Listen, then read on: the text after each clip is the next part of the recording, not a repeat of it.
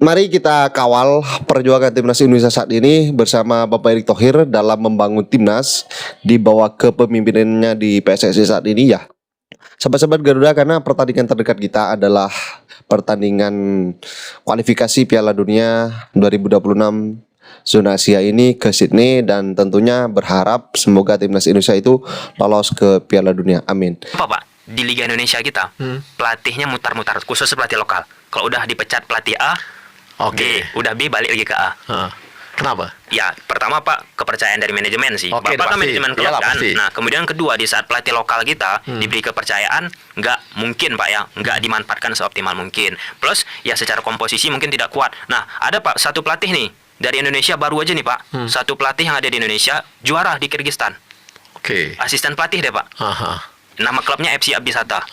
Dia juara Super Cup Kyrgyzstan. Oke. Dia salah satu pelatih Pak termuda di Indonesia mendapatkan lisensi pro. Oke. Nah, dan pelatih ini juga irisannya sama Raymond Verheyen. Nah, Raymond Verheyen ini instruktur pelatih yang ada di Belanda. Oke. Yang irisan ilmu itu sampai ke Alex Pastoor.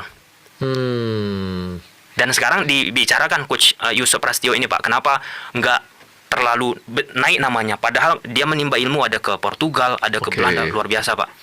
Oke. Itu yang kadang-kadang kita nggak tahu ya. Iya, itu kita nggak tahu. Bahwa ternyata kita punya pelatih yang seperti Seperti itu gitu. itu, ya. Nah, kalau ngomong tentang timnas Indonesia ke depan, Ya. saya nggak lagi belakang nih. Ya. Kalau ke depan, Anda melihat gayanya Patrick, gayanya Alex Pastoor udah dipelajari belum? Ya, sudah Pak, sudah. Udah pelajari ya? Sudah dipelajari, pasti sudah pelajari. Udah pelajari ya? Sudah kita pelajari. Kira-kira gimana kira-kira yang bakal dia ini kan pola? Kan ada yang bilang wah kita bakal total football Oke. atau apa?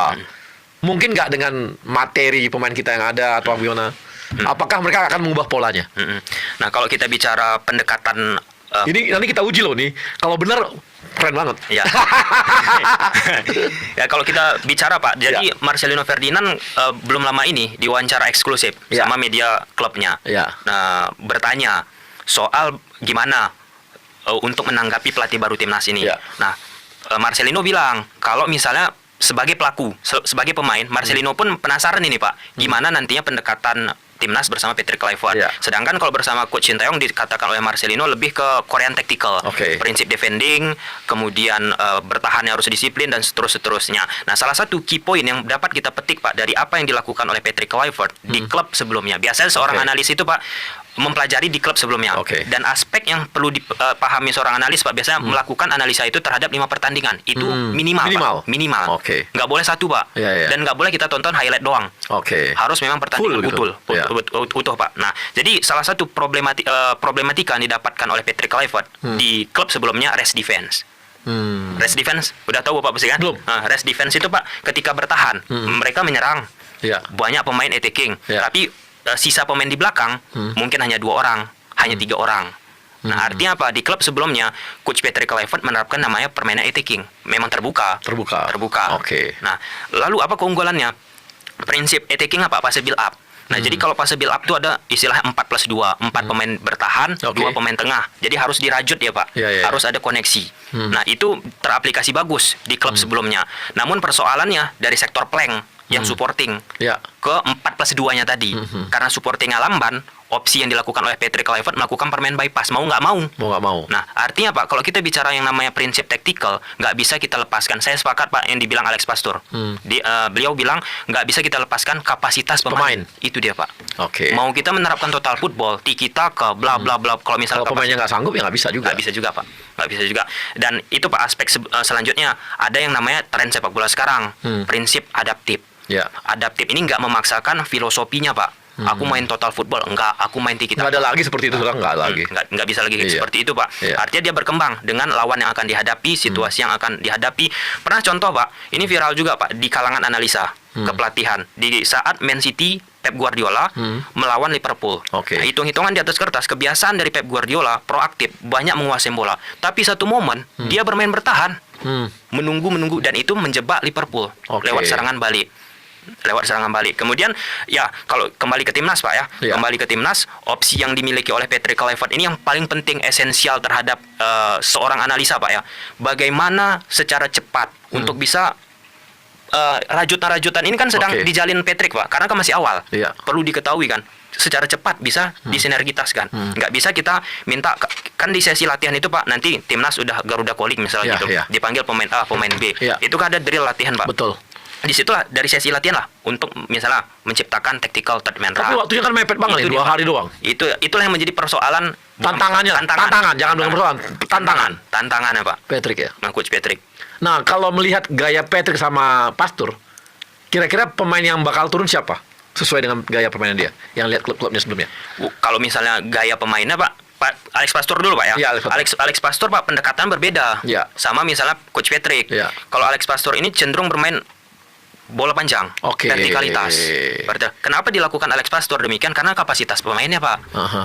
Bola-bola panjang. Nah, jadi kalau misalnya lihat komposisi yang dimiliki oleh timnas Indonesia sekarang ini overall Pak ya. Iya. Bisa kita bermain proaktif. Proaktif itu untuk menguasai bola, Pak. Iya, iya. Untuk menguasai bola. Tinggal bagaimana kita melihat melakukan analisa terhadap Australia ataupun Bahrain. Pak, contoh Pak, maaf Pak. Bahrain, Pak. Mungkin kita kadang minder dengan negara-negara seperti Australia, Bahrain. Iya, iya. Bahrain, Pak, sebelum masih dilatih Coach Sintayong, tim analisnya ngubungi saya, Pak. Ngubungi saya. Mereka nganggap timnas Indonesia ini udah tinggi levelnya. Kadang kan kita merasa inferior. Iya, iya. Orang itu lebih bagus. Enggak. Di kalangan analisa Pak, kita punya beberapa grup Pak yang memang khusus tim video analis Iya, iya, iya. untuk berdiskusi aja Iya, iya. perkembangan. Enggak. Mereka pun melihat sepak bola kita superior, udah naik nih Pak pelan-pelan. Dan itu hal yang harus kita ketahui juga Pak. Kombinasi antara Alex Pastur sama Patrick ini kira-kira gimana pola permainannya? Nah, tadi Pak, tadi udah kita senggol sebelumnya Ya. Pak.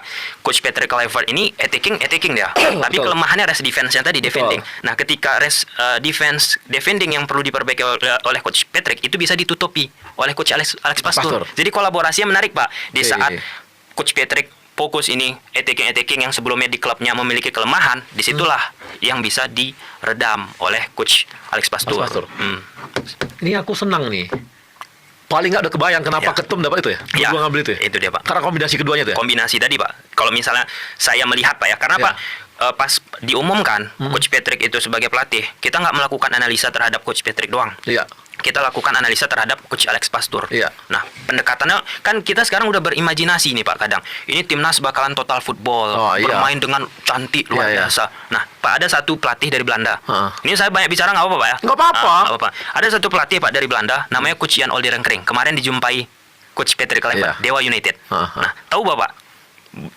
Yang diimajinasi ke pecinta sepak bola kita sebagian, Dewa United di Liga Indonesia bisa main total football awal-awal. Awal-awal. Tahu Bapak datang pertama? Heeh. Imbang, kalah 5 kali beruntun. Heeh. Untungnya pressure nggak ada kencang. Iya, iya, Kalau iya. kita kan 3 pertandingan. Oh iya, langsung pressure. Out. Nah, sampai pada saat itu Pak, permainan Jan Olderenkring masih long pass, vertikalitas. Permainannya nggak indah. Dan di titik sekarang Pak, kalau kita lihat pertandingan sepak bola di Indonesia, Oh, udah beda. Dewa, udah beda. Dewa bagus banget. Dan itu perlu waktu Pak. Pertanyaan kita Pak, apakah Coach Patrick Kluivert bisa bim salah bim abrakadabra? Itulah. Itu dia Pak. Gitu ya. Ini butuh tangan dingin lagi nih Pak. Tangan dingin lagi. Kan pemainnya Belanda semua. Nah, iya, itu dia Pak. Itu dia Pak. Itu dia, kan? Itu dia. Iya, itu dia Pak. Itu dia. Dan Iya, kan? itu tadi Pak di Dewa United juga. Iya. Akhirnya manajemen Dewa United mendatangkan pemain yang value besar-besar. Misalnya ada Messi Doro, Pak Hugo Gomez, pemain-pemain terbaik lah. Iyalah, Dan betul. ketika ada pemain terbaik, Iya. bisa dia Bisa ikutin pola itu. Bisa ikuti. Itu dia. Jadi pemain jadi Pengaruh Pak. pengaruh. Pengaruh Pak. Oke. Nggak sabar Pak. Makin menarik. Menarik betul. Pasti nggak sabar ya Iya. lihat bagaimana Iya. pola main yang Iya. akan dilakukan ya. Iya Pak, nggak sabar Pak. Nggak sabar. Apakah ini kombinasi keduanya atau gimana yang mana tidak sebagainya? Iya. Saling menutupi pola tekniknya si Patrick sama Alex Pastur. Iya kan? Iya. Kemudian nanti dengan pemain-pemain yang ada.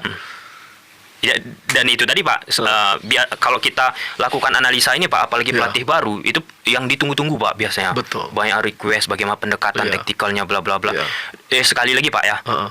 sepak bola kita ini kan di kalangan analis Pak. Mungkin yang nonton video ini ada kalangan analis juga pasti. Betul. Pasti itu di belakang-belakang layar Pak. Iya. Analis dari Vietnam. Iya. Kebetulan saya punya beberapa teman-teman yang ada analis di klub Vietnam Pak ya. Iya. Membahas juga sepak bola Indonesia kita Pak. Oke. Dan mereka pun, wah kok bisa seperti ini permainannya. Iya. Kok berkembangnya seperti ini, sangat amat progresif. Iya. Nah, yang kadang kita berpikir itu tadi apa Pak, sikap inferior kita. Ya, terus selalu merasa wah ini timnas gini. Sekarang Kalau saya sekarang nih malah terlalu yakin mereka kita jadi pusing sendiri gitu Iya, ya. itu. Nih. Nah, dengan pola yang tadi 2-2, Mm-mm. kira-kira pemain siapa yang akan dimainkan nih? Mm-mm. Mulai dari belakang nih. Oke. Menurut Bang Tommy, dengan adanya kemudian ada dengan Pelupesi, kemudian dengan Aurero. Emil, gimana? Nah, kalau misalnya ini asumsi kita, Pak ya. Asumsi. Coach Patrick pakai formasi yang sama dengan sebelumnya. Oke. Nah, artinya pakai 4-3-3. 4-3-3, oke. 4-3-3 ini bisa bertransformasi jadi 4-2-3-1, Pak.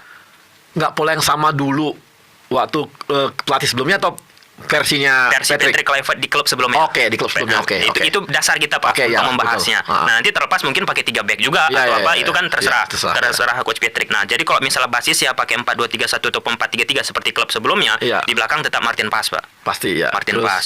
Kemudian di posisi kanan bisa dipakai Sandi. Sandi.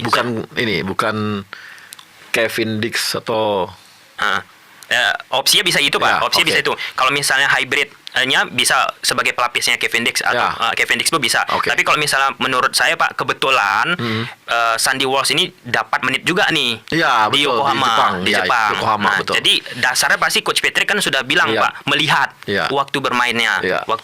dan sekarang ini dapat nih Iya. Sandy Walsh. Tapi opsi untuk meletakkan Dix juga nggak Oke, masalah. oke. Oke aja, Oke Pak. aja. Kemudian di dua center back udah pasti, Pak, El Capitano. Ya, Jai Jazz. Kemudian yang kedua, ini pun sebenarnya bisa kita letak Mes, Pak, Mes Hilgers. betul. Mes Hilgers. Ha-ha. Yang sebelah kiri ini Kelvin Verdong. Verdong aja dulu. Oke, Verdong Nah, dulu. Verdong. Karena ini ya, agak imbang nih ya. Iya, agak imbang.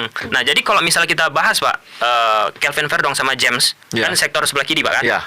Fullback kanan. Jadi media Belanda itu, ini pun kita gali, Pak. Kita tanya langsung. Oke. Sama beberapa rekan di sana. Kalau dibandingkan secara quality, Pak, levelnya hitung-hitungan di atas kertas, James nih, Dan James. Oke. Nah, tapi kan bola itu kan bundar. Betul. Nggak bisa kita Ya. bahas seperti itu mutlak, Oke. Pak, kan. Nah, jadi masuk ke sektor tengah.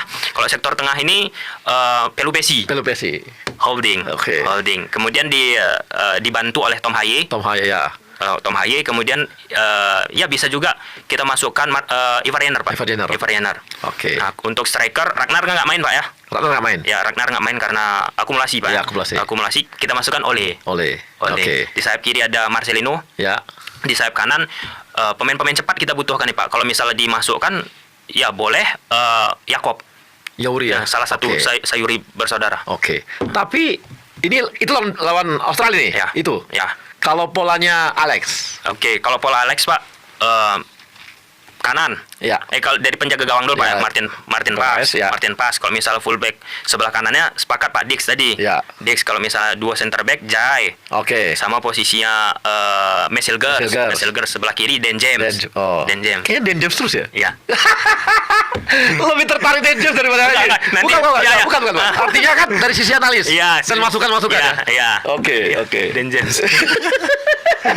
Enggak. Dan sahabat-sahabat Garuda, saya rasa cukup statement barusan. Jadi bagaimana menurut kalian? Silahkan ditulis di kolom komentar. Dan jangan lupa like dan subscribe channel ini agar kalian tidak ketinggalan informasi penting khususnya Timnas Indonesia. Salam sepak bola keren, salam sepak bola bersih bersama Bapak Erick Thohir Timnas Garuda Jaya. Bersama saya, salam olahraga. Kita Garuda.